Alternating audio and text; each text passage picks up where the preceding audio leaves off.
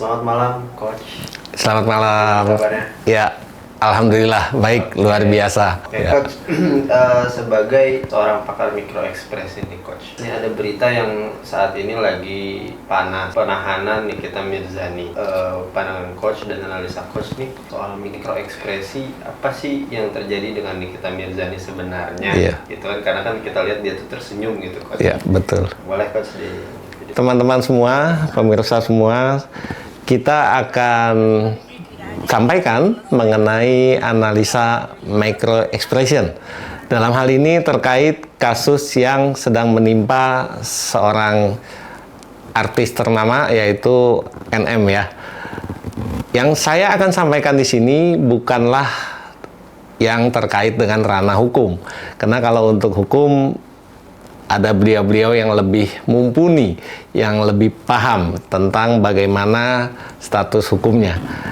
Yang kita akan pelajari sama-sama malam ini adalah fokus kepada micro expression-nya. Oke, di video ini ketika NM sudah memakai baju orange, ini ada beberapa teman-teman wartawan yang menanyakan ya. Yang menanyakan bagaimana kabarnya. Oke, baju orang gimana kak? Gimana kak? Gimana kak? Ya, ada juga yang nanya, gimana kak pakai baju orange gimana gitu ya. Ya gimana gitu. Yang menarik adalah kita bisa perhatikan di sini seorang NM ya selalu menebar senyum, bahkan dari awal. Bahkan ada beberapa video yang saya sempat lihat juga pas turun dari mobil. Jadi ketika turun dari mobil pun ternyata sudah menunggu sekian banyak teman-teman pers dan nanya dan sebagainya, tetapi beliau tetap penuh senyum. Ya, mungkin kalau kita hanya melihat tidak begitu mendetil, kita melihat ini orang apa sih gitu, kok senyum-senyum gitu. Yang jadi pertanyaan adalah sebetulnya perasaannya bagaimana, gitu ya, betul ya. Jadi yang jadi pertanyaan di sana, di balik senyumnya itu ada apa sih itu? Itu yang akan kita ketahui sama-sama pada kesempatan kali ini. Jadi di senyumnya ini memang dari batas pipi ke bawah seorang NM senyum dia. Akan tetapi kalau kita bisa perhatikan di atasnya ini ya, Anda gimana sih kan Niki? Tidak ada, biar cepat di, selesai masalahnya. di pipinya sini dan di raut matanya juga ada beberapa gerakan halus di dahinya, itu justru menunjukkan hal yang sebaliknya, yaitu ada kemarahan di sana. Kalau kita melihat, sebetulnya kalau kita pahami bahwasanya micro expression itu bisa digunakan untuk sesuatu hal yang sudah terjadi. Itu bisa kita lihat. Tetapi sangat terbatas sekali untuk kita bisa melihat ke depan. Contoh dalam hal ini yang paling mudah adalah ketika misalkan coach bisa tidakkah atau bisakah kita membaca micro expression untuk mengetahui kira-kira nanti apa yang akan dilakukan ke depannya. Seseorang ini, misalkan seseorang calon pemimpin gitu ya, kita baca micro expression-nya ke depannya akan baik tidak langkah yang diambil misalnya gitu ya. Atau ada upaya apa? Upaya hukum lanjutankah yang akan ditempuh oleh case si NM ini gitu. Sangat terbatas sekali. Akan tetapi yang bisa kita perhatikan adalah tadi adanya beberapa emosi-emosi yang tersembunyi. Bahwasanya untuk micro expression sendiri itu kita mengungkap beberapa emosi dasar. Emosi dasar itu kemarahan, lalu kesedihan, terkejut, terus juga ada juga ketakutan dan sebagainya. Yang bisa kita lihat di sini itu mix, cuman yang lebih sangat terlihat sekali adalah tadi di balik senyum itu ada kemarahan. Dan ketika seseorang menyimpan kemarahan, tentu saja tidak berhenti di sana. Tentu saja bukan give up, bukan sudahlah, saya menyerah deh. Untuk saat ini saya kalah, tidak. Tetapi ketika ada ekspresi kemarahan di sana, pasti yang bersangkutan sudah di kepalanya itu, walaupun mungkin masih dibumbui dengan emosi yang dominan, yaitu emosi marahnya tadi, tapi sudah berencana panjang tuh ke depan. Saya akan begini, awas aja pokoknya ya, akan saya balas gitu. Demikian. Untuk emosi marahnya sendiri nih Coach, ini termasuk emosi yang dendam atau marah karena dia mungkin lelah dengan kejadian-kejadian ini, itu gimana Coach? Oke. Satu hal yang bisa kita perhatikan di dalam mikro ekspresinya NM ini adalah, ini cukup unik kalau saya katakan, bahwasanya adalah beliau pun sempat kaget.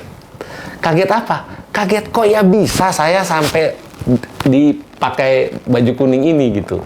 Karena tidak ada prasangka sebelumnya bahwasanya dia akan bisa ditangkap gitu. Ya, ini kelihatan. Jadi ada juga emosi ada juga ekspresi kaget di sana. Terkejut gitu loh, shock. Loh, kok bisa ya saya ketangkap gitu? Kok bisa ya saya sampai ditahan gitu? Itu ada juga di sana. Kita bisa lihat itu juga. Oh ya, yang turun dari mobil ya. Oke. Ya, kita lihat sama-sama di sini.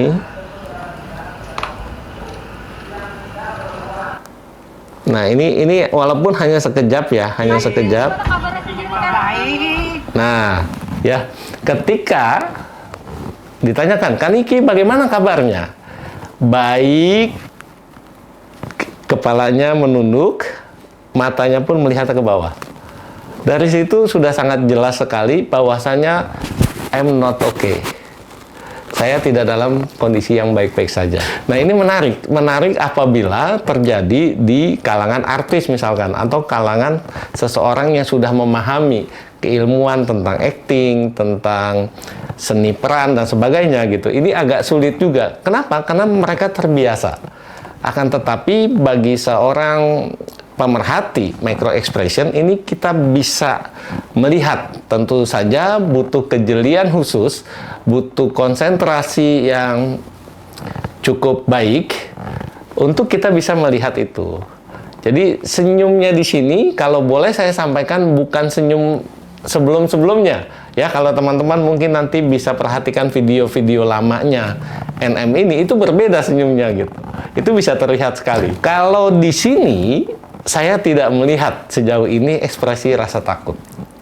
Yang tampak adalah tadi marah, juga terkejut. Terkejutnya kenapa kok bisa terkejut? Ya karena tidak terpikir sebelumnya kalau saya bisa ditahan, kalau saya sampai bisa memakai baju orange ini gitu. Tapi dia termasuk percaya diri nggak sih, atau dia udah mulai goyah? Goyah, betul. Ya, karena ada keterkejutan. Ternyata kok saya bisa ditangkap juga ya.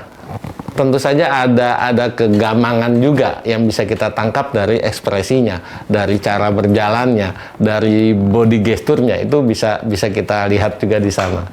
Betul sekali, ada kegamangan ya, ada kegoyahan di dalam dirinya. Nah, kalau boleh disimpulkan nih Coach, dari ekspresi Nikita Mirzani ini, kira-kira apa kesimpulan Coach untuk analisa ini seperti apa Coach? Dari kasus NM ini yang bisa kita lihat adalah bahwasannya seorang NM yang pertama sebelumnya itu tidak pernah menyangka bahwasanya saya akan bisa ditangkap, saya akan bisa ditahan, saya akan nanti mengenakan baju orange. Itu nggak ada di pemikiran awal. Itu yang pertama kita bisa lihat. Yang kedua adalah ketika kita pelajari case sebelumnya di mana ada konflik ya, ada konflik mengenai satu konten produk dan sebagainya. Di sana seorang NM menyampaikan, kalau saya melihat, kalau nanti teman-teman juga memperhatikan video-video itu, sebetulnya ini sekali lagi sangat subjektif. Sekali lagi ini terlepas dari bicara ranah hukum. Akan tetapi saya melihat apa yang disampaikan oleh seorang NM itu betul. Dalam artian tidak ada upaya pemerasan di sana, saya setuju sekali. Kita bisa lihat di sana, baik dari statement-statement yang dikeluarkan, baik juga sekali lagi kita perhatikan gesturnya, kita amati dari micro expression-nya ketika menyampaikan itu penuh percaya diri sekali di awal.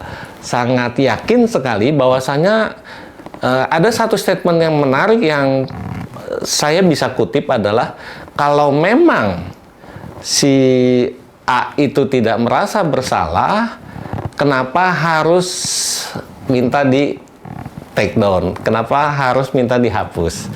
Gitu.